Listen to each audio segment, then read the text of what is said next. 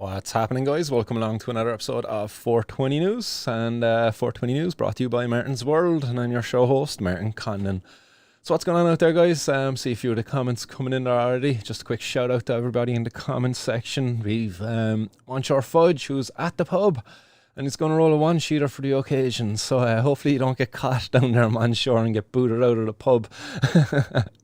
We've John Finnegan out there as well. What's happening? John and Martin Horgan, Teresa, Bhagwan's son, Leah out there as well. And John Finnegan, what's happening, everybody? Hope everybody's good out there. And welcome along to 420 News. As always, guys, I hope you all had a good weekend. And yeah, I'm doing pretty fine myself. Thanks for asking. Just going to pack up an old bowl of civil disobedience here. So again, guys, if you got it out there and if you're willing to get involved in the old festivities of the show, yeah, civil disobedience protest on the way, as we do on 420 News every time. So we have a little bowl of civil disobedience packed up here. Well, she focusing? There you go. Yes, focus. Yes, love the cameras. So we've an old bowl of civil disobedience packed up and ready to go. So blazing on up there with everybody else out there. So solidarity with you all, guys.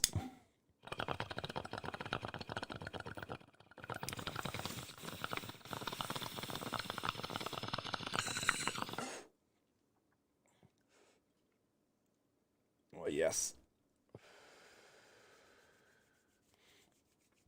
Kind of miss having the hash in there actually, and having like a never-ending bowls. Bloody be smoking from the hash bowls there for ages. Just keep on giving smoke. So Teresa's blazing up a bowl as well, shouting in the bucket. Hey, for 20 friends. And Bhagwan's son saying, don't forget to like early, guys. Get liking before we get some disobedience in. And Skitanist and Pods for 420 as well join on the show. So welcome along, everybody. We'll get stuck on into the 420 News feed today. So for the first bit of 420 News I have for you guys is just to remind you about the major protest that's happening on the 10th of July at 2 p.m. So that's a Saturday week, guys. Less than 2 weeks now to this event. Saturday week. I would imagine all of you already have this in your calendar.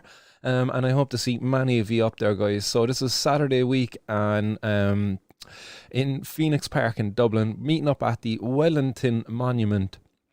So again, guys, make sure you have this in your planner. Don't forget about this and spread the word. Oh, shit. Sorry, guys. Bloody water's on the missing list again. Always bloody forgetting to bring it, but I have a big bottle here today.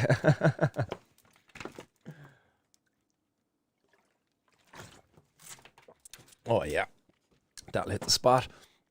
So again, guys, a final reminder for you, Ireland's major protest, and it's for Cannabis Reform in Ireland, kicking off 2 p.m. Saturday the 10th of July, and it's going to be at the Wellington Monument in Phoenix Park. It's going to be a great event. I hope to see thousands of people there. Everybody who believes cannabis prohibition needs to end needs to be there. Stand up and be counted, guys. So again, 2 p.m. Saturday 10th of July, less than 2 weeks. Be there or be square. So we go on from there, guys, and we head on over to Galway.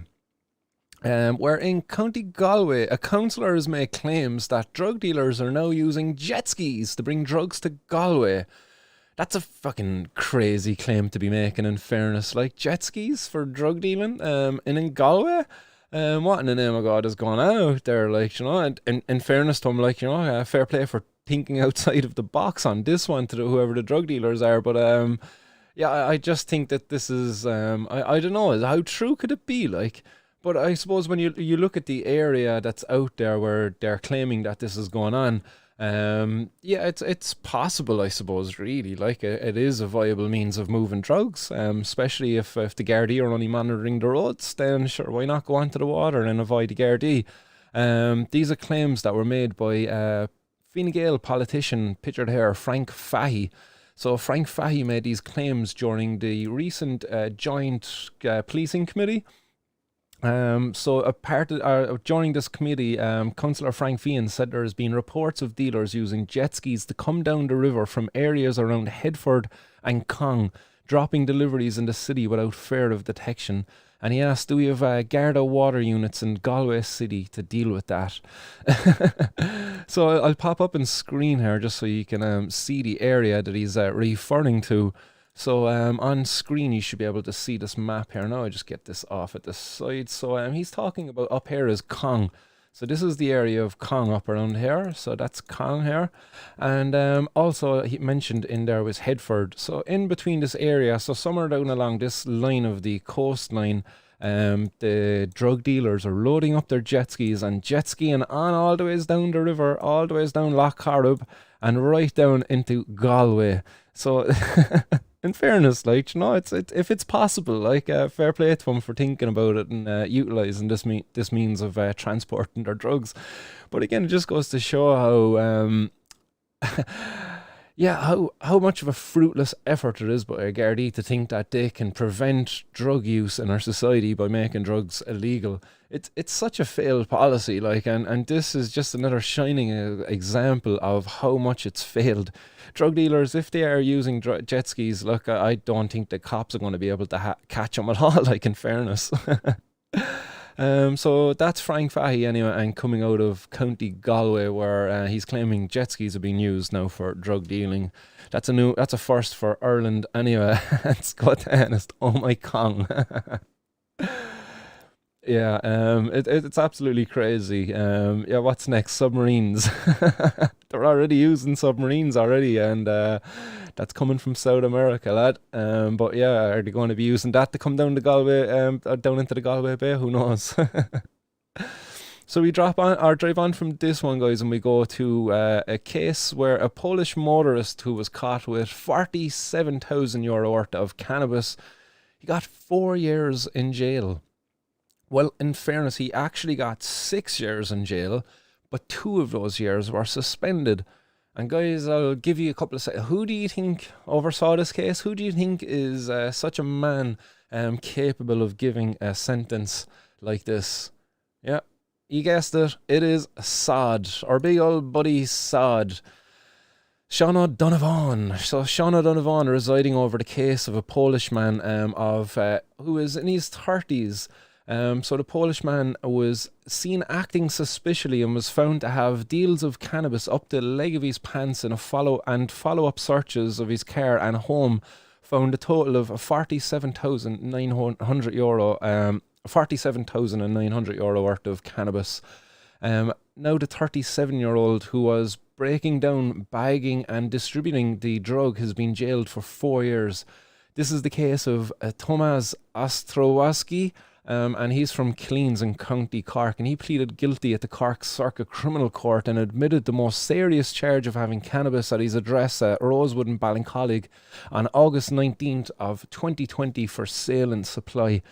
The particular charge referred to having cannabis for sale and supply at the time when its street value exceeded €13,000, carries with it a mandatory 10-year sentence on conviction unless there are exceptional circumstances. So the individual charged, a Polish national, faced with a charge of possession of cannabis for sale and supply. And this was actually above at the Lodabeg estate in Borboy in Mayfield last year. So this was a case I actually covered at the time in the 420 News when the Gardaí had stopped and searched somebody above in the Lodabeg estate. So this was a Polish man, and the detective Garda Damien Cronin of Mayfield Garda Station said the Gardaí on mobile patrol observed the defendant's car driving up beside another car and the two cars driving off together in convoy into the Lodabeg estate. The Gardaí approached and immediately got a smell from the car and that Ostrowski was driving. During a search of the scene, Gardaí found 3 deals of cannabis in the leg of the defendant's pants and a much larger quantity of cannabis in the boot of the car. A search warrant was obtained and secured for his address at the time in Ballincollig, and the Gardaí found a stash of cannabis in the office of the house made up in different weight bags. He held his hands up and admitted storing, repacking and delivering cannabis. He was in genuine fear for his family and refused to give Gardaí access to his mobile phone. He was holding and breaking up cannabis for a bigger player, said the guard. The Polish national had been using cannabis since the age of 14 and had no previous convictions.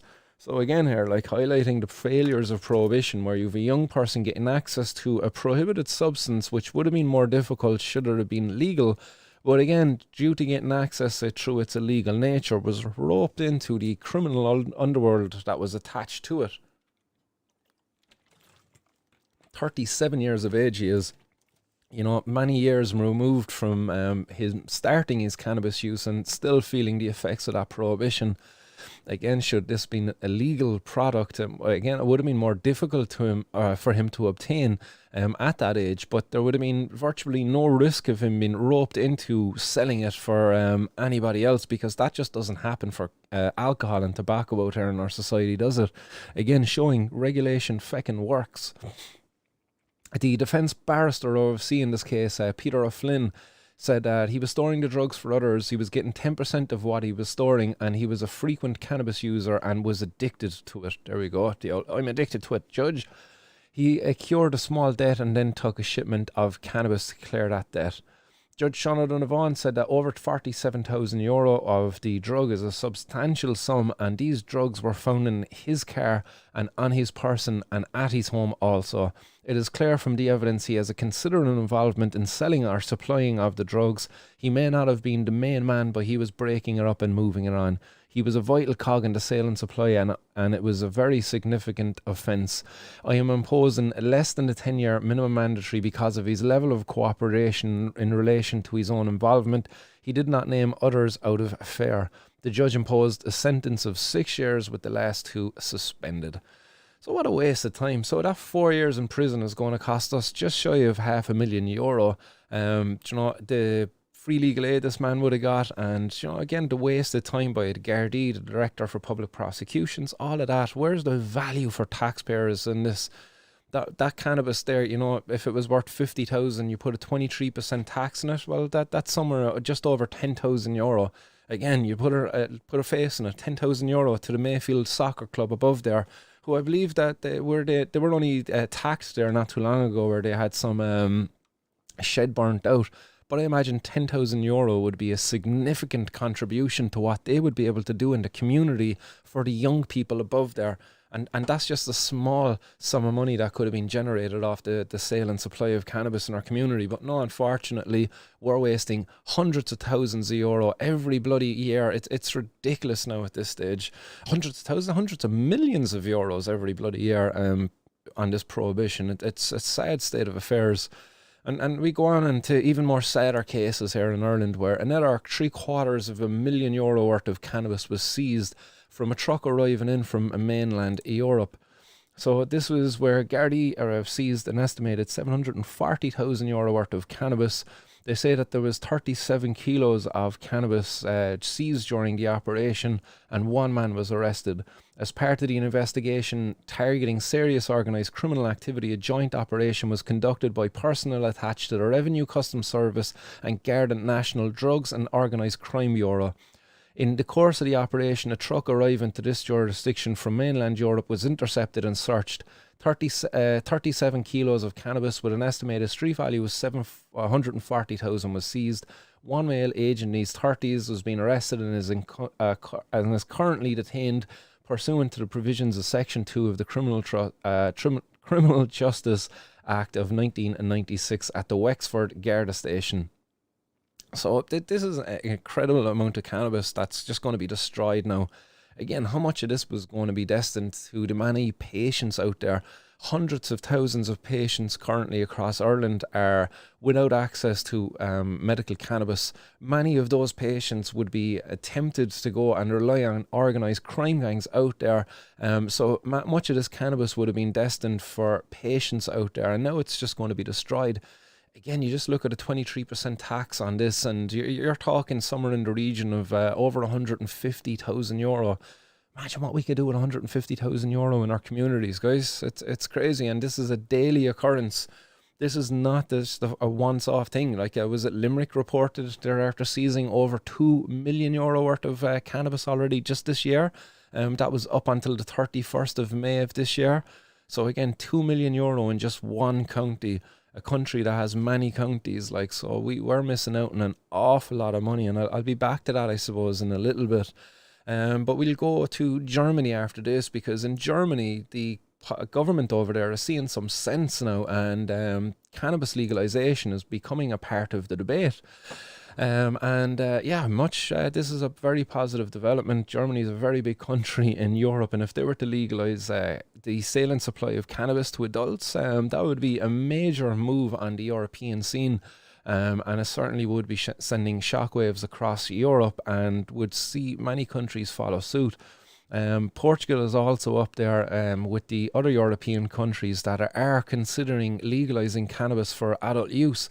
So the times are changing. There are European countries now that will be seeking to legalise cannabis very soon. I was talking to Graham de Barra earlier today, who was on the podcast the other night on the Support Don't Punish special, and he was telling me that activists over there, or people on the ground in Portugal, believe that this bill is going to be something that will move swiftly through the government, and we could possibly see cannabis legalisation happen in Portugal but possibly before the end of the year. And if not before the end of the year, then before this time next year. He said, within 12 months, we're going to see a turnaround on that bill. That's in line with what's going on over there in Portugal too, because they were given 90 days in order to draft through the bill, and that's now maybe already a week or so into it. And they expect that they'll reach a conclusion there before the end of that deadline too. So I will be paying attention to Portugal, but in this case anyway, Germany, so the opposition Free Democrats, for whom civil liberties are a major issue, have called for the limited and legal sale to adults of cannabis for leisure consumption. In view of growing global sales of cannabis for medical purposes and private pleasure, the business-friendly Free Democrats Party is even looking to turn cannabis made in Germany into a lucrative export product. Things are really beginning to happen in the debate over illegal drugs, and above all cannabis. Half a century of restrictive drug policies across Europe has not helped to significantly stifle demand or slash supply. Even the coronavirus pandemic has had no real effect on the flourishing market there in Germany. And I actually have a little image here of some of the German cannabis use, so I'll pop that up on screen there for you just to see. Sorry, that's way too big. Boom, there we go. Just resize that. So there now you can see up on screen, the demographic of cannabis users over in Germany, and this is coming from statistics back in 2018, and it's not much different really to the Irish demographic of cannabis users, except I would imagine there's probably a higher percentage in each of the demographics shown here. Not much, but I would imagine it's definitely going to be higher here in Ireland based on some of the data I've seen anyway in the past. But it says adults aged 15 to 64 who have at least once in their lifetime tried cannabis. It's over 25% at 28.2%. So at least a quarter of the population surveyed aged 15 to 64 have tried cannabis at least once in their life. That's a significant number. Again, imagine if the law was successful in arresting and that's a quarter of their population that should have criminal convictions. That's not right. Young adults at least once in the last year then, and that's age 15 to 34. That's at 16.9%. And experience among pupils then, age 15 to 16, is at 22% there in Germany. So again, that's probably the more alarming one, 15 to 16% at 22%. Again, 15 to 16-year-olds should not be exposed to organised crime gangs. And that's what's going on here. Again, if a 15 or 16-year-old wants to get access to alcohol, all they have to do is queue up or get somebody they know who's 18 to go into an off-licence and buy it for them, as I did myself when I was as a young person. But when I was a young person, I could go and knock at the door of a drug dealer, and God only knows what potentially could have happened then at that stage, but certainly not the same risks faced if we were to be going and queuing up outside of an off-licence. But again, cannabis over in Germany, it goes on to say here that the sales of illegal drugs in Europe are now reported to be worth some 30 billion euro. And just like in other countries around the world, cannabis is also by far the most popular prohibited drug in Europe. Despite all of the bans and the crackdowns, figures suggest that nearly 30% of all adult Europeans will try smoking cannabis. as a joint or with a pipe at least once in their lives. In Germany too, every third adult has smoked cannabis at least once in their lives, indicating there is a high level of acceptance for the drug in many sectors of society. And this explains why a growing number of lawyers and prosecutors, criminologists, police officers and social workers are questioning the reasoning behind prohibitionist policies. Politicians are also beginning to ask whether the police and state prosecutors are the right instruments for protecting people's health. The discussion has been fueled by a key trend in more than a quarter of all US states, where adults are now permitted to buy quantities of their favourite narcotic illegally. And 4 out of 6 parties currently represented in the Bundestag, the German parliament, are committed to backing an end to the prohibition policies. So happy days, as again, this is very positive news. So it's up to the government there now, the politicians and the power there, to come up with the right policy in order to allow access to cannabis in Germany. Again, I look forward to seeing publishing of what they see as best practices, I suppose, as their policy in Germany. I wonder, will they put in place limitations around the growing of cannabis in a person's home, a limitation on the amount of cannabis a person can possess or even buy at one time?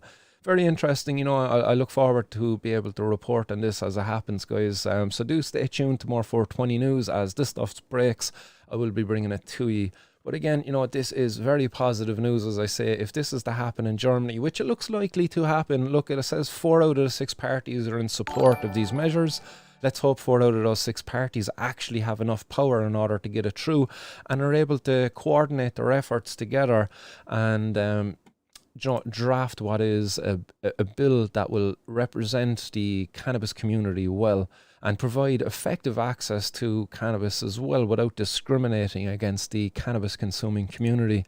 And a nice one there as well to Pad Whelan, who got an old super chat in there. I just pop it back up on screen. So legend, nice one for supporting the show, and to everybody else who has liked and shared the stream as well up to now. Much appreciated, guys, and thanks very much. So again, guys, yeah, that's Germany set to join Portugal with the European countries considering cannabis legalization within the next 12 months. Very positive news, yes. I hope to see more countries across Europe legalizing or considering to legalize cannabis, and hopefully Ireland will be there with them. Because, and the next bit of news I have for you is coming from the Irish Hemp Harvest. And shout out to Irish Hemp Harvest out there. And I do have the unpacking video done, and I'll have that uploaded there later this evening once I get it edited, guys. But the Irish Hemp Harvest over on Reddit put a value on the cannabis industry in Ireland. So I'll pop that up on screen there, guys, just so you can see this. Boom, there we go, that's it. So there we go. Hopefully you can read this out there. But this was after a recent article by the Limerick Leader stated that the Gardaí in Limerick have seized over 2 million worth of cannabis so far this year, compared to 1.8 million for all of last year. And that was what I was just talking about a couple of seconds ago. So using this information, he says then that we can assume that there has been an increase of 120% in the size of the cannabis industry this year. All right, yeah, so he's just correlating the 2 million seized in Limerick and then just kind of extrapolating that to the across the whole year and getting 120% increase in the cannabis industry. He then goes on to do the populations of Limerick and Ireland are approximately 200,000 and 5 million respectively. That means Limerick makes up 4% of the population of Ireland, meaning the amount of cannabis seized so far is 50 million. And now let's be very generous to the Gardaí and estimate that they seize 1% of all cannabis that enters Ireland. The total amount of cannabis that has entered Ireland this year would be worth €5 billion, but that's only the amount so far this year. Using the above figures, we can estimate the value of cannabis industry in Ireland of over €10 billion. The VAT rate for cigarettes, which includes herbal cigarettes, is 23%. This means the potential taxes generated from the sale of cannabis is over €2.3 billion. So that's an awful lot of money that we're losing out on. But just to put it like that, every second, and he goes on and he breaks it down into every second how much we're losing here in Ireland. by keeping cannabis illegal, we are losing €73 in tax revenue every second. So every second. So right now, €73, €73, €73, €73. Boom, boom, boom, boom. Just gone, gone, gone. €73 is a lot of money. A lot of money to be throwing away every second, especially at a time when we're going into a major recession. It's a serious amount of money to be thrown away. And then he goes on to say that that's not even considering the amount that we as taxpayers are paying to keep people locked up for cannabis use, which, as I say, guys, goes into the hundreds of millions of euro. Again, just one person there earlier on today who was locked up for 4 years. That's going to be €100,000 every year to keep that person in prison, based on the average cost of Irish prisoners in Ireland. So again, that's an awful lot of money for us to be throwing away. So we should be questioning, why are we doing this? Irish taxpayers, guys, are you happy about this? Come on, get onto your local politicians and tell them that you are not happy about the wasting of the taxpayers' money and enforcing a failed prohibition which sees the throwing away of potentially €73 every second. I reckon that's an underestimation, but again, that's a lot of money we could be thrown away. Irish Hemp Harvest has gone on to say that they have purchased the domain civildisobedience.ie and plans to make these calculations public. It might be interesting to see a counter displaying the total amount of tax revenue that we've lost with each passing second. Any statisticians or programmers here who wish to get involved, please send me a message. So again, guys, get involved there with Irish Hemp Harvest if you're at all able to do it.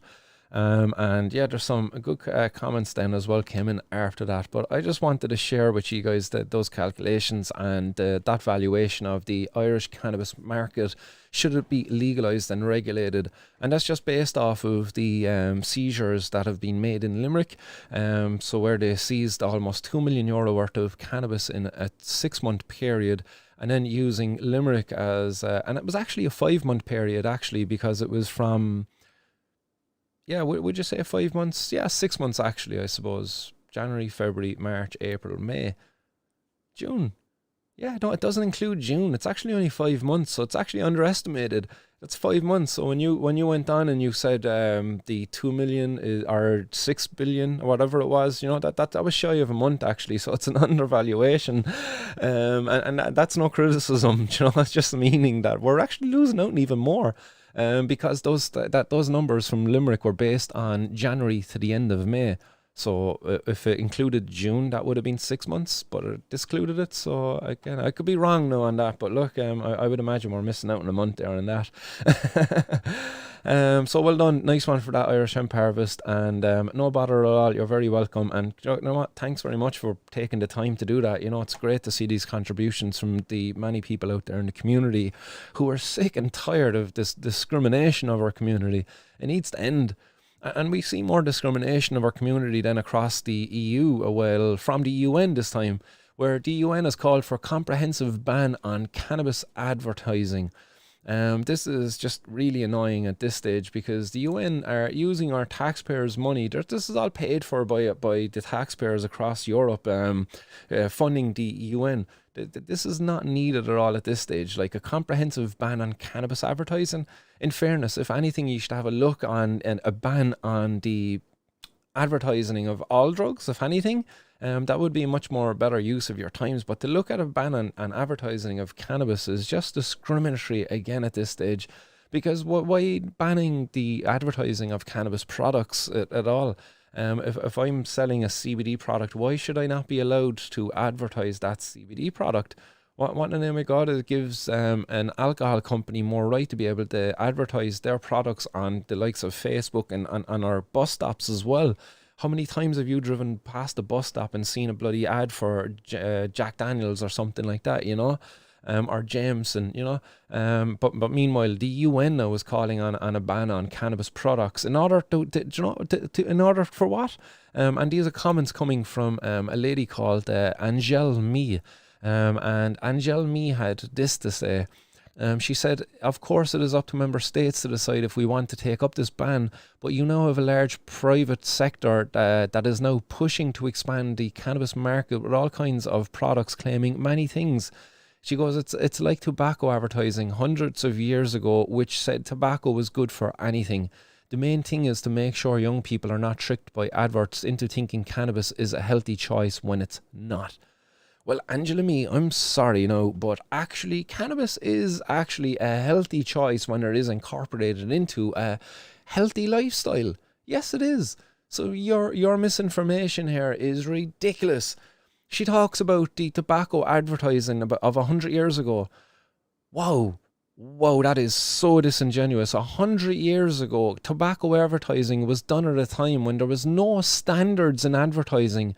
They were literally able to make all sorts of outlandish claims without any legal ramifications. Well, guess what? There's now laws in place that if an advertiser is to make any sort of illegitimate claims about a product, well, there's laws there to prevent this. This is not like 100 years ago with tobacco products at all. No way, Jose. 100 years ago with tobacco products, you had doctors and all sorts of people coming out and making unscientific claims because they were being paid to do so. The claims around cannabis now and the advertising around cannabis now is backed upon a lot of scientific data. Now, there is people out there who are overstepping some of the claims they're making about these products, and that's because they're uneducated. They don't understand the rules and regulations around making health claims on products. I had to go through 4 years of college myself to get some headway around those issues of what is and isn't a health claim when you're talking about products. I started off a company, just for example, Super Fungi, and some of those products are up at Martin's World to buy at the moment if you want to check them out. But again, in those products, I incorporate some mushroom extracts. I can talk about the health benefits of the mushroom extract, but I cannot say that my product will deliver those health benefits. And that's a bit of a complicated thing to get around. So I could talk about the lion's mane mushroom being a nootropic and being shown in scientific studies to enhance cognitive abilities. Yes, I could talk about that in lion's mane. I cannot say that the super fungi's cacao blend with lion's mane will make you think better, faster, or whatever. I can't make those claims, but I can say it contains lion's mane, which has been shown. That's the way you get around it. But that's you know what I mean. That took me a bit of time to understand. So that's what's going on out there in the CBD market now. There's people making claims that go beyond what they're allowed to do. That is not like fucking tobacco, man. She did that complete fucking major overstepping. That's such a fucking overstep of what today is compared to that. What went on hundreds of years ago with tobacco? That was horrible, man. Horrible. Doctors going out saying that smoking tobacco makes your lungs stronger. In fairness, come on, there's no claims like that being made about cannabis, that sucking on a cannabis cigarette is going to make your lungs stronger. No, because that's not backed up with science. So again, Angela Mee and the UN wasting our feckin' time and wasting resources calling for this ban. And it's not even a binding ban at all. And claiming it's for public health. No, it's not. If it was for public health, you would be out there examining the effectiveness of your stupid prohibition in the first place. That would be much more in line with the benefits of public health. The report actually that they published along with this also suggested that from 1995 to 2019, the percentage of children and young people that perceive cannabis as harmful fell by 40%. Oh my God, imagine. People are seeing through the myths that were spouted about cannabis, the propaganda that was pushed by the governments over the last number of decades. Of course, people are going to see over this because we've now got access to the internet. We've now got access to peer-reviewed scientific studies that are being showing us that cannabis is not as dangerous as we've been led to believe. There's even a recent study that was published that tried to make claims that cannabis use is associated with suicidal tendencies. Again, these studies are being are overstepping the findings. They're basically trying to say that because there's people who there's more people using cannabis who have suicidal tendencies than there is people who don't use cannabis who have suicidal tendencies.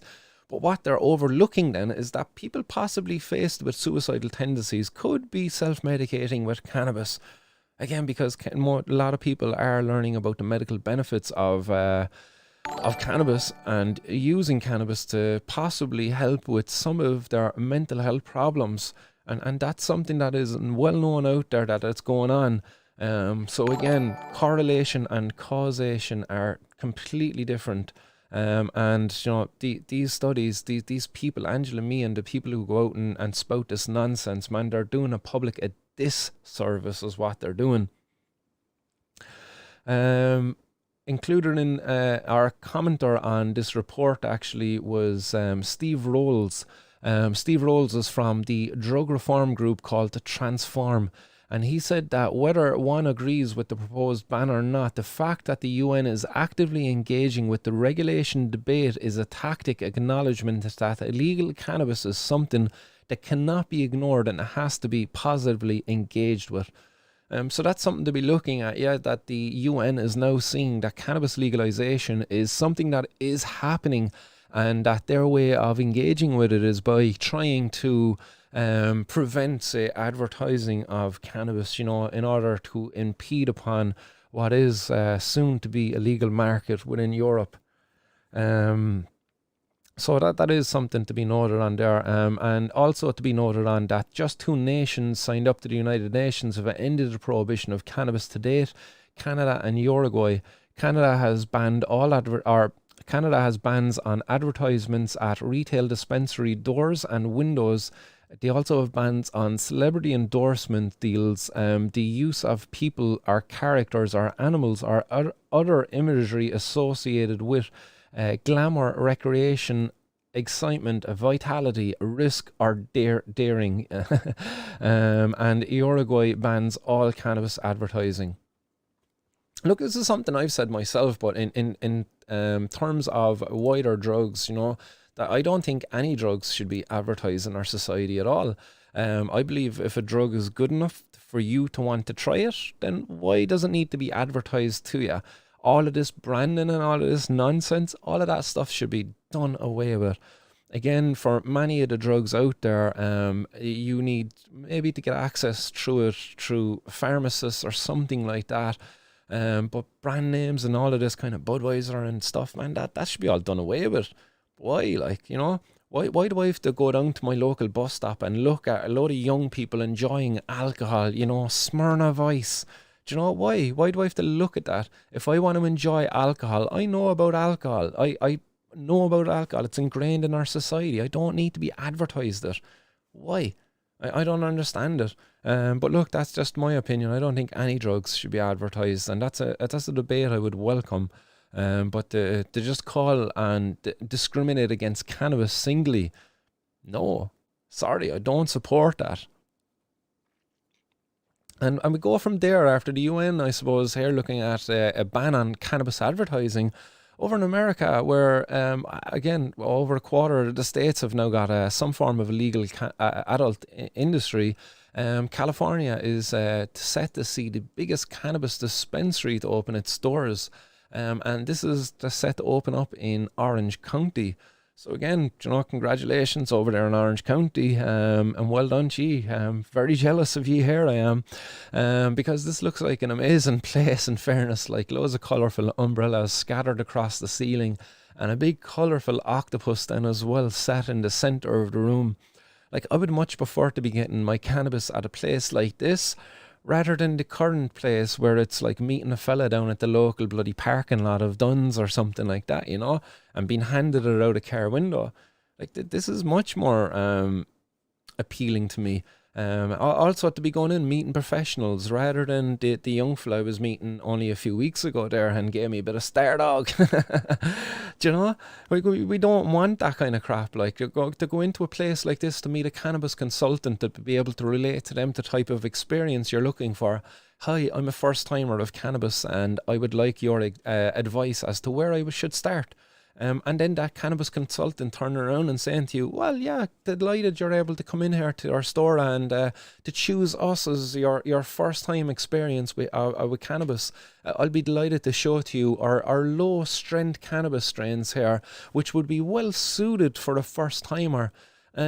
Would you like us to be able to pre-roll it for you? Do you know, would you like to consume it in a bong? Would you like to consume it in a vaporizer? Do you know, there's so much positive engagement that could be achieved through a regulated environment that's we're missing out on, as well as the €76 a second that an environment like this could be bringing in. But look, jealous is an understatement in this one. In fairness, like, I wish we were seeing things like this here in Ireland, where we were having recreational stores opening up, rather than the other things that we're seeing here in Ireland, where, you know, young fellas are getting 4 years from this sod. But no, €76 a second we can be making, you know. But no, big old sod is sending people to jail, costing us bloody, probably, I don't know, but it'd be more than €76 a second. Sad state of affairs here in Ireland. This dispensary that's going to open up is going to be 10 minutes south of a Disneyland, the 55,000 square foot Planet 13, as the marketing professionals hope it will be known.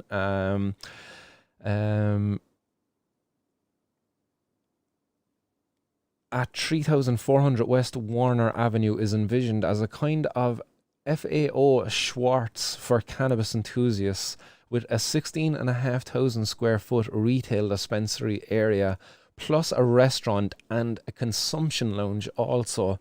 So this is just a part of it what you're seeing on the screen. So off screen there's actually a restaurant too, and a lounge area for people to lounge about and enjoy their cannabis and, you know, socialise a little bit. Imagine we afforded adults the opportunity to do this here. Imagine the benefits we would see and the prosperity it would bring to our communities. Sick of it. And also in America, more positive news. And this is something that I touched off of maybe about 3 weeks ago, where on the 8th of June in America, the NFL have announced that they're going to be donating over $1 million towards cannabis research, specifically cannabis research for athletes, looking into things like traumatic brain injuries, TBIs, and also chronic pain. So this again is a very welcome announcement. Again, that they could probably be given a lot more than $1 million to this, because the NFL generates over $15 to $18 billion every year.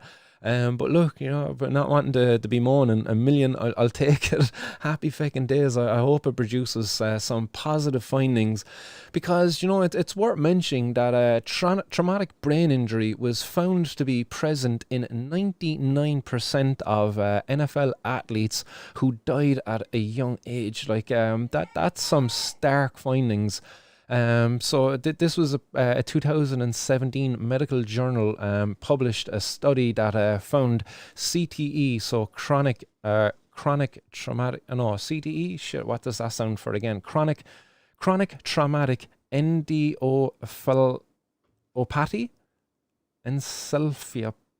shit, man, my pronunciation of that is terrible. ENCEPHALOpathy. I can't pronounce that, like encephalopathy. Yeah, I'm trying anyway. CTE is what they're calling it here, but I'd imagine that's a traumatic brain injury as well. But that was present in 99% of deceased NFL players' brains that were donated to scientific research. So that's a large portion of them, and again, cannabis could potentially mitigate some of those damages that are done in the brain, because compounds like CBD and THC are known to be incredibly anti-inflammatory and could mitigate some of the damage in the brain area. So again, more study needed in this area, and hopefully this contribution from the NFL will help us find out more on this. Beyond traumatic brain injuries also, they say here that there's also the potential for muscle recovery and relief from inflammation. And the former badass Philadelphia Flyer, Riley Coate, a guy you would not want to be facing because he'll stick his elbow in your throat over and over again, has publicly discussed using cannabis for pain relief. nutritional support, and also day-to-day development. Again, hitting on the note of on the show earlier that yes, cannabis can be incorporated into a healthy lifestyle.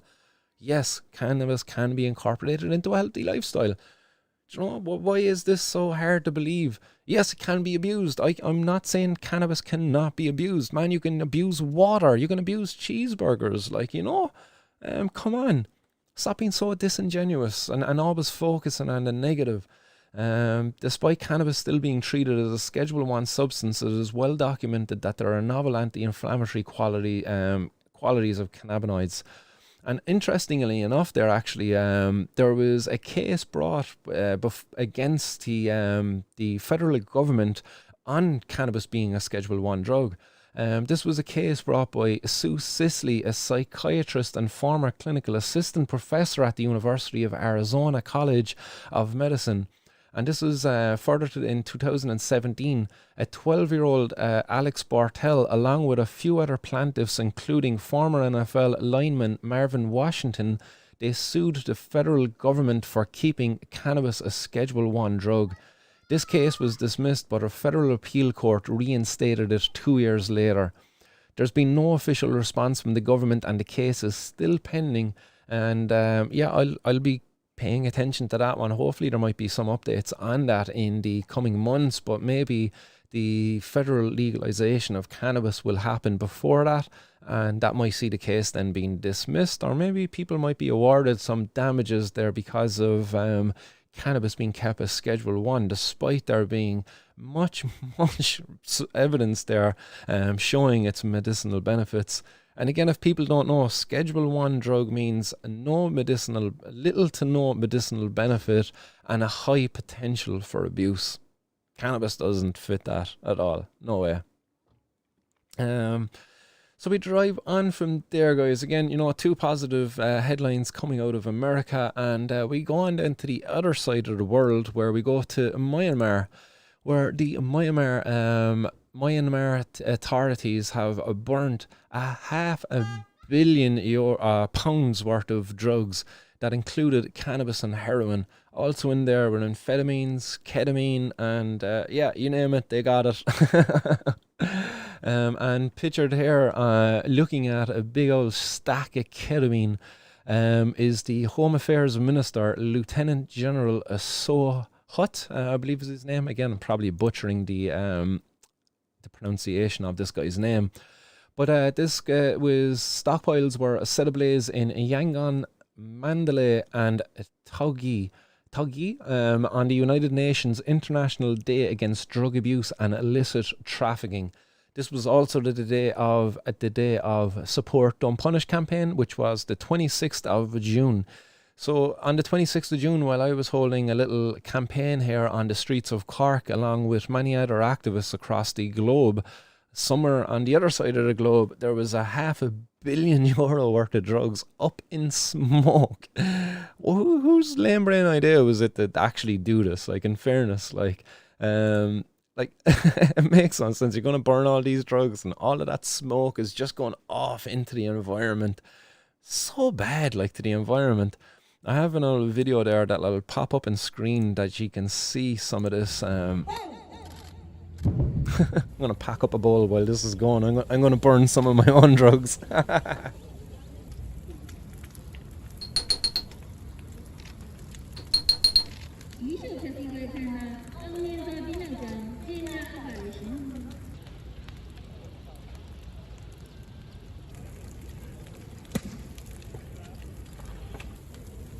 All your dreams go up in smoke. Yes. Less advertising there now for Sky News. Come on, get off my screen. But yeah, funny enough, like, you know, they're burning all of those drugs, but if they got into the hands of the drug users, that's probably what most of it was going to happen anyway. But this wasn't the first time either that the Myanmar government went out and burnt a load of drugs. This time last year, they done the exact same thing. But like, maybe they learned from their mistake from last year, because last year they had a different incident unfold where it got out of hand. I'll pop up this article here for you. Shit, I'm popping up your man, Lieutenant again. But the Myanmar government burns over 1 billion worth of drugs in a blaze so fierce it threatens to get out of control. So this was at their Bana last year in Myanmar, where they had, again, it was in a number of fires across the country, but a 1 billion worth of drugs being burnt. And it got out of control. It actually set blaze to an awning that they had set up nearby, and the scene had to be evacuated. But again, I have an old video here from last year's burning, and it's a bit more alarming actually. So I'll pop this up on screen for you to see. And as I'm gonna burn me drugs.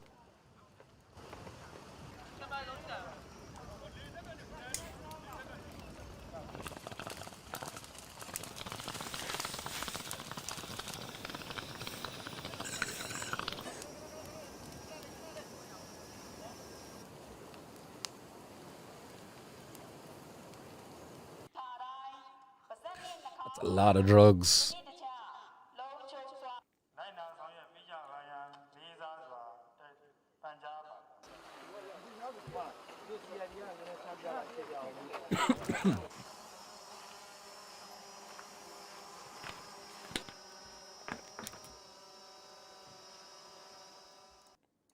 But if you go back a bit there, like look at the smoke around the gaff, man. Like if you go through that there, like look look at that smoke. Like imagine being a fireman in the middle of that, like God only knows what kind of a buzz you're going to get. Like talk about the mother of all fucking Jeffries, like you got heroin, you got amphetamines, you got ketamine, you got cannabis, man, you got everything. Like imagine taking in a big old and you'd be out of your tree for weeks to come, I'd say. Like, but I suppose the more alarming thing here in this is like, imagine like if a bird was to fly by, like, or just not any of the local wildlife at all. How are they managing this? Like the destruction to the environment here is just untold.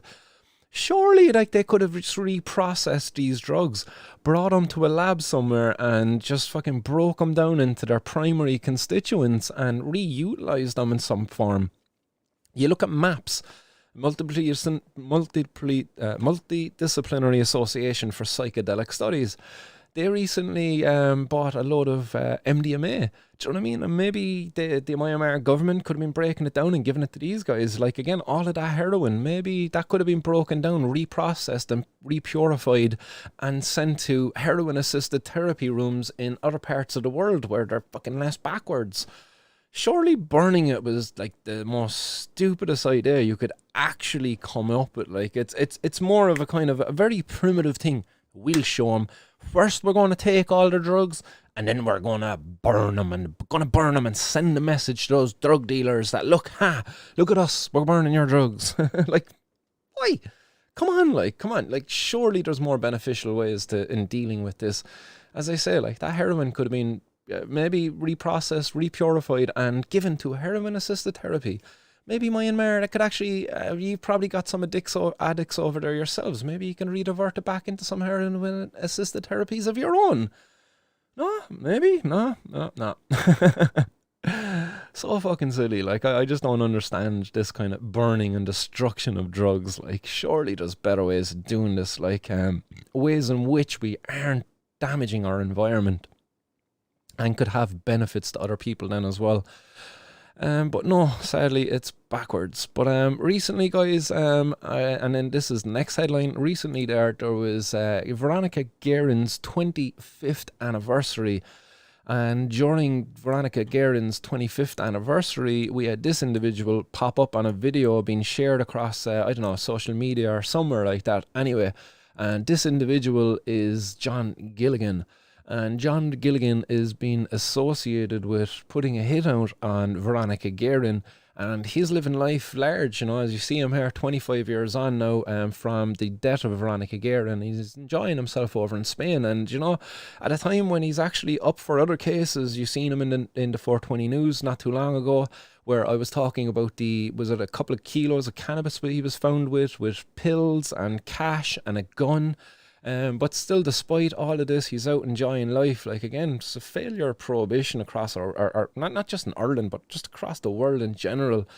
People like this guy, like, living the high life, are after causing much destruction in our communities, out there killing people and everything. It's ridiculous. But comments then from Veronica Guerin's brother, Jimmy. So Jimmy Guerin has hit out recently, I suppose, after this picture surfaced, and called for cannabis to be legalised in order to take the criminality out of it. In other words, to take the organised crime gangs out of it is pretty much what he was getting to. And I'd very much welcome those comments as well. So these comments, as I say, came on after the surfacing of this photo on the 25th anniversary of Veronica Guerin's passing. It wasn't just a photo, it was actually a video showing him showing John Gilligan enjoying drinks in the sun on a rooftop terrace at a 4-star hotel in Spain's Alicante. So, you know, that would be really annoying, alright, to be sure. But speaking out, Jimmy said that this is another example of the contempt that he has for our family over the last 25 years. It also shows the type of person that we are dealing with, a man who has shown absolutely no remorse for the young mother gunned down in broad daylight. This is so insensitive and hurtful. On the 25th anniversary of my sister's callous murder, we were never under any illusion about the type of man we were dealing with. Jimmy added that John Gilligan just doesn't care about the lives his gang have destroyed. Someone like him will never change, and it was no surprise to see him caught up in organised crime again in Spain. Hopefully people will see that what we have had to put up with for the last 25 years. The video was taken by one of Gilligan's young pals from Dublin's West who teased about him buying drinks. One said, "Not often you get 2 drinks off of John Gilligan." And in one clip, Gilligan, who's now 69, is seen laughing and smiling as he laps up in an adoration of his younger cronies, raising his drinks as his associates roar and cheer, with several shouting, "He didn't do it," referring to most likely the murder there of Veronica Guerin that happened 25 years previous. Shocking stuff, like, you know, and these criminals very much empowered by the prohibition that people like Frank Fionn and Stephen Donnelly and any other supporters of prohibition support. By supporting prohibition, you're supporting the lifestyles of these individuals, because these individuals' lifestyles are only afforded to them because of the very prohibition you think is beneficial to public health. No, sorry, it's anything but. Jimmy Guerin, or Veronica Guerin, 37, was shot dead on an Innes dual carriageway outside Dublin on June 26th in 1996. One investigator has told us how pathetic Gilligan was, still intent on promoting his reputation as a kingpin. They said he's obsessed with maintaining his image, but has fallen so far down the pecking order. Before he was caught, he was shipping tons of cannabis into Ireland and living in Jessbrook. Now he's selling prescription pills. He's surrounded himself with younger men because he's desperate to stay relevant, and he has already survived his 2 hits in his life that would never have happened before when he was in his prime. He's a sad little man clinging to a fallen empire. So again, that's shocking to think, you know, that John Gilligan, a man who murdered an investigative journalist who was doing a good job at the time, in fairness.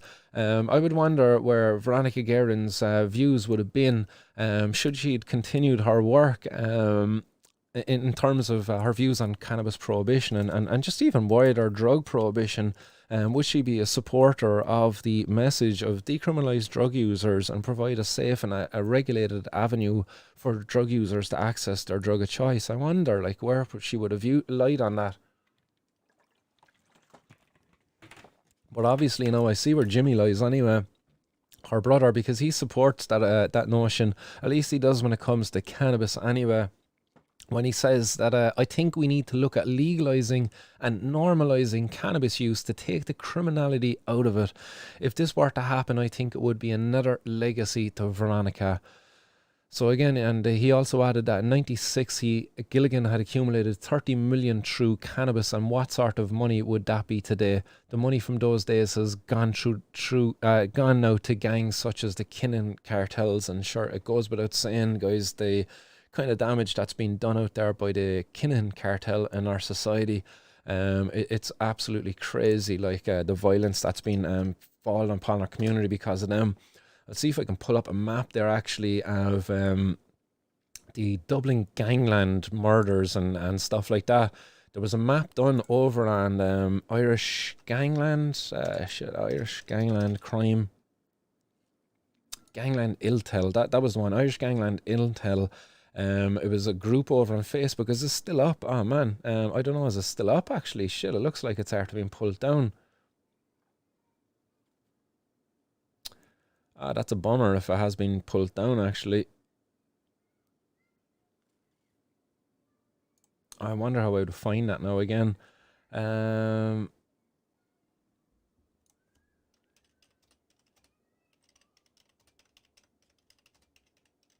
Sorry, no, I'm going to quickly see if I can get that up. No, Dublin Gang, I suppose. Yes, here we go. I think this might be it, would it?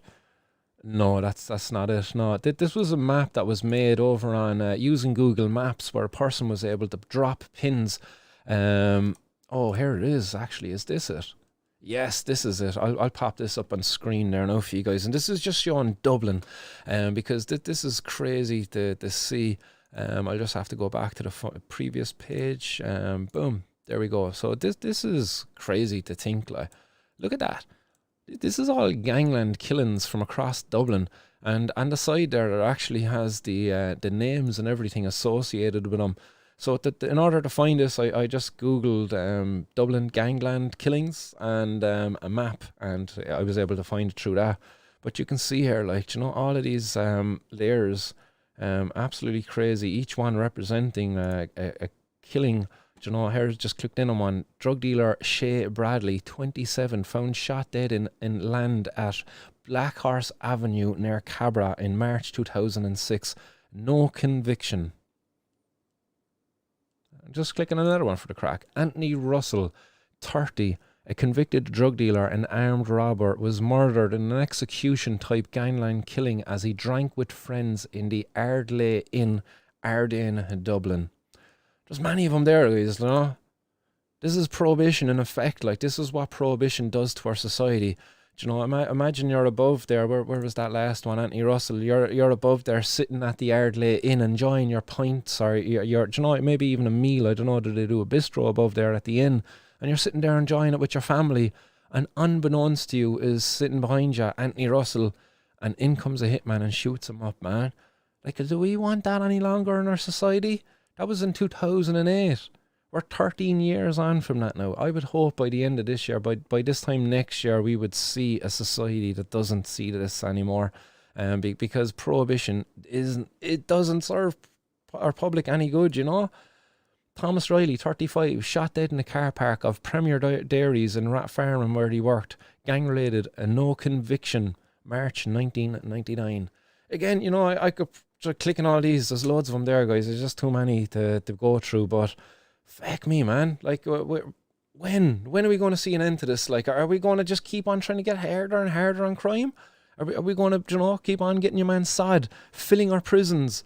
You know, this fella filling our prisons with people, and their only crime is to have a bloody bit of plant material, a bit of cannabis herb.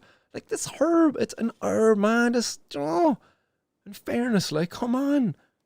Wine is a deadly drug. If you were to overconsume it, you could die from wine. But yet, we're allowed as adults access to wine because because we're educated about it. Can some people abuse it? Yes, they do. And is there harms in our society because it is? Yes, they do. But those are very minuscule. Imagine how grave those harms would be if alcohol was to be illegal, if wine was to be illegal. Imagine if you had to go to the back alley of Tesco instead of down the off-license aisle of Tesco to get your bloody get your wine, to get your vodka, to get your drink. Do you know? Imagine the dangers. having wine that's, you know, not even wine. It's literally just grape juice that has bloody terpenes or not terpenes, terpentenes put into it. You know, terps, or methanol, or some other sort of incredibly dangerous solvent. Because, you know, it's controlled by criminals, and criminals just want to make money. They don't care if you come back. Some of them are very short-sighted. You know, they don't think about the long-term custom there at all. No, that happens in a regulated environment. Ah, man. But look, that's it for today, guys. And thanks everybody for tuning in. I hope you enjoyed today's 420 news. Again, some positive, a lot of negative, unfortunately. But look, it's good to be able to report, and it's good to be able to highlight some of the just complete ignorance that's out there, the complete senselessness that exists around the prohibition of drugs right across the world. You know, whether it be to the €4 cases in Ireland here where we're locking people up, or whether it be to the killing of people over in places like in Myanmar, I'd imagine, where they still sentence people to death for their involvement in the drugs trade. You know, we need to highlight these injustices right across the world. Injustice anywhere is injustice everywhere. Once we get prohibition lifted in Ireland, I'm definitely going to continue to see it lifted in other places too, because it's just senseless. And I hope the people in America too, you know, where it all originated, I'd imagine, from through the UN, through the League of Nations all those years ago. We need to undo this injustice once and for all, because I just can't. It just can't continue, man. It really can't. With all of the technology and the level of communication we have out there now, we need to be able to rise above this ignorance and do good for society. So guys, thanks everybody for tuning in. Much appreciated for all of your comments as well.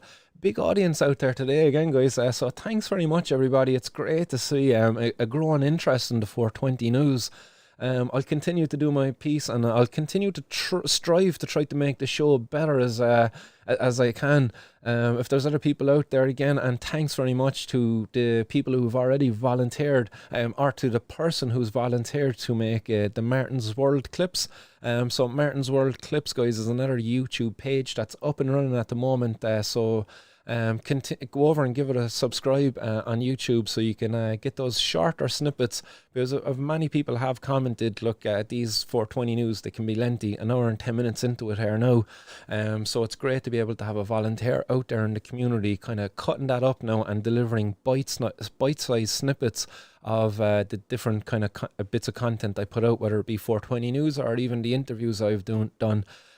So it's great. And if there's other people out there, you know, if you'd like to contribute to the show, if you got an idea for your own segment of the show, if you'd like to come on, and, you know, I've set up Martin's World and 420 News, if you'd like to come on and utilize the platform and have another show at another time, by all means get in touch. Like, if you believe you can deliver something out to this audience that would be beneficial, make yourself known. If you think you can deliver something to this show, if you can help it make it better, by all means do, because this is a show for you, by you. So get in touch, guys, and let me know how I can make it better. Casa de Stragas is out there as well. Hope you're well. Hope you had a safe journey over to the Azores. Not long ago, they were publicly executing drug users, so this is progress in a way. Referring there to Myanmar. Yeah, that's true, man. That they were publicly executing people over there. But I think they still are executing people over there. At least they are over in that part of the world, anyway. Hebsy girl, how can ice and heroin be in the same category as weed? What the fuck? Yeah, it's ludicrous. But look, an illegal drug is an illegal drug in the eyes of the law. They don't really care. Hype TCK says they'd be okay unless they inhaled the cannabis. Then they'd be foaming at the mouth, eating someone's face off. Yeah, no, I think the foaming at the mouth there, you're taking a dig at that recent article above an Antrim, where there was a driver pulled over recently for he was smelling the cannabis, and they said that he was foaming at the mouth as well, and he refused to engage in a drug test. I just didn't have enough time to include it in today's news, but yeah, I did come across it all right. Who else out there? How are you doing, Charlene? Hope all is well. Charlene saying here, someone should follow up with him 100%. Definitely. If only I knew who. Other comments, guys. Sorry, I was just trying to think who Charlene could be on about there, but if you can let me know if you're still out there, Charlene. Bogwan Sun selling everybody. Don't forget to like, guys. And nice one. Podge85 saying that's gone, I think, now. And Pods44 25 years later, and it's a million times as bad as it was back then. Yeah, it has. It's gotten exponentially worse. It really has. The violence, the danger that exists in our community, all because of the prohibition and drugs. Like, it's all gotten far, far worse. John Finnegan says, sent you the link for the gangland thing in Messenger, Martin. Legend, John, nice one for that. Much appreciated. Tom Hennessy saying it's going to turn like Mexico here if we don't abolish cannabis prohibition soon into the future. More and more violence is happening. It's such a failure, and as prohibition is. Yeah, and it's younger and younger as well that the people involved in it are getting, which adds to the violence then as well, because with younger volunteers, I suppose, in the criminal world, means more naivety, because young people, you know, guys, and unfortunately we are kind of naive and very short-sighted in our thinking. You know, we act before we think quite often or not. So imagine a 16-year-old drug dealer out there trying to make a name for himself. You know, he'd be a lot quicker to act upon violence than maybe an 18-year-old to 20-year-old would be. And that's the changing face of the drug dealing community, you know, whereas maybe 10 or 20 years ago, the average age of drug dealers would have been closer to 18 anyway. And now it's 15, 16, 14 even. Like, you know, it's scary to think. And where are we going from here? Like, how is it all going to like, what's going to look like in another 10 years time if we were to continue down this pathway? Scary. And a thought experiment, I suppose, if we were to continue down this pathway and the government were able to control everything and prevent illegal drug dealing, where's it going to stop next? Do you know? Problematic drug use exists. Imagine if they turned around and said, look, you can only buy 1 pint of alcohol when you go out drinking, and that's it. You're only allowed to consume 3 units of alcohol in a weekly period. You know, how far are we willing to allow the government to come into our lives in order to maintain what they say, public health? Stop now. Education should be the only job of our government, in fairness. Like, criminalizing people for drug use, and that is not the job of the government.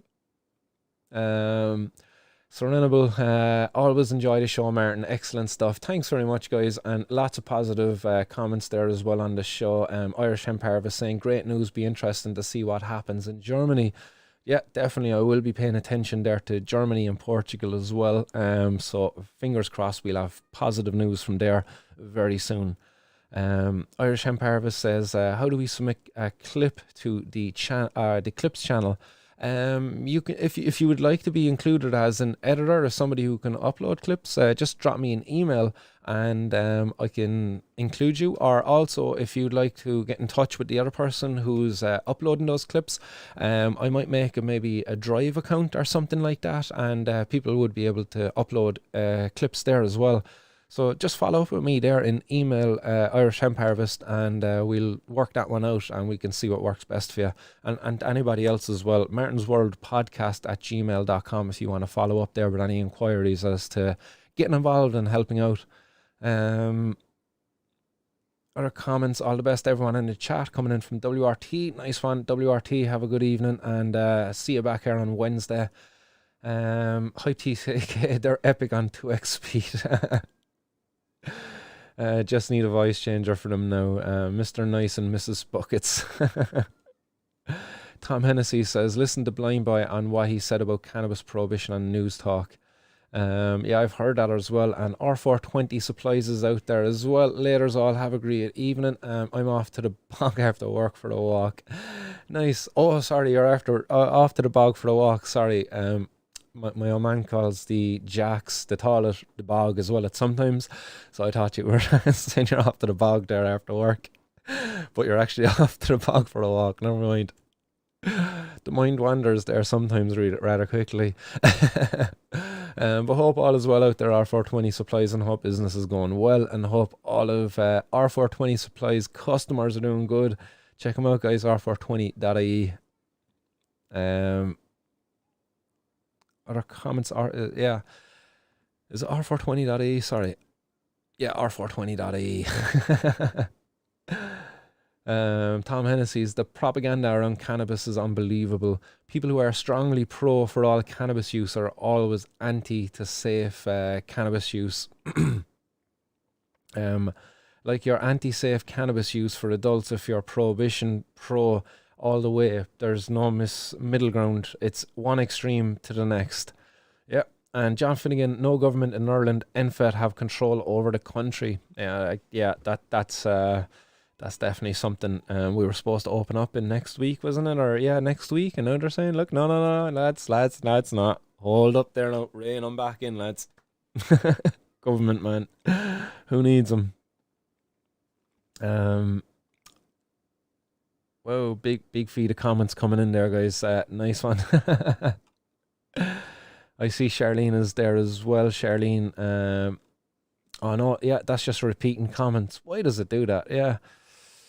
Right, Councillor realised public are losing faith in Irish police force and created obscure jet ski story in an effort to get extra funding from the Gestapo. Established the water force, the water police. We need the cops out there on boats. Yeah, for real, like the boys above in Donegal don't even have undercover fucking cars, and the boys down in Galway are looking for boats. Right, guys, I'm gonna sign off. Unless anybody wants to get in a comment there in the next couple of seconds, I'm gonna blaze up one more bowl before I hit the road. Gotta go down and do some Thai boxing and teach some Thai boxing.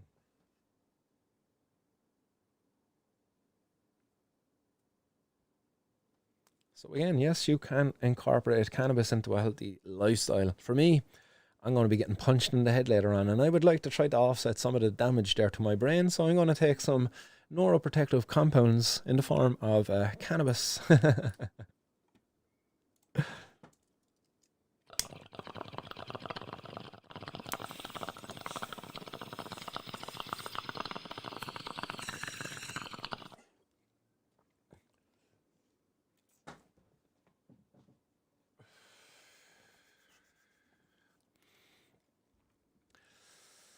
So there we go, guys. I haven't seen any other comments coming in there. 100% Martin, she hasn't a clue. Cannabis saved me from big pharma. It helps me manage my mental health. And that was a comment that came in here earlier from Teresa. So nice one for that, Teresa. And Monshore Fudge, F1 banning tobacco was weird. Formula 1, yeah, yeah, interesting. I didn't know that at all.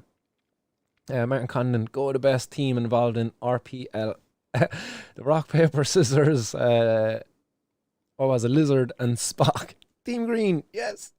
I'll be checking out that stream later on as well on the High and Homegrown for the old rock, paper, scissors, Lizard, Spock. Go Team Green. Right, so guys, I'm going to sign off on that one. Dawson's Creek saying, I can't imagine China or Russia ever legalizing any drugs.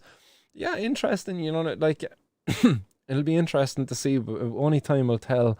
But I would agree with you there as well, man. They're incredibly oppressive states. But you know, stranger things have happened, like stranger things have happened. Martin Connon, don't forget to turn your hip in those kicks. Yes. Loads of hip in the kick, man. It's all about the hip. Right, so guys, have a nice evening. I'm going to get on out of here, trying the old tie shorts and start smashing pads. I'll be back here, guys, on Wednesday with more 420 news. So have a lovely evening. Stay blazed out there, guys. Keep her lit. And again, guys, much love and peace. Hey.